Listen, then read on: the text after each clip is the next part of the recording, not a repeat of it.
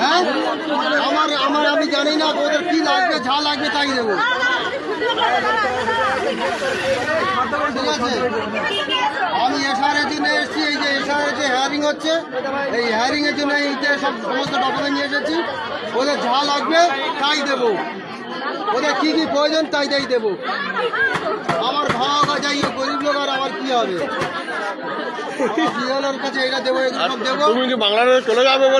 না, বাংলাদেশে যাতে না যেতে হয়, আমরা প্রকৃত ভারতের নাগরিক কিনা সেটা বিএলওরা দেখুক। আমার যত ডকুমেন্টস আছে আমি সব নিয়ে এসেছি। জোর করে কেউ কারোর বাদ দেওয়ার ক্ষমতা কারণ নেই।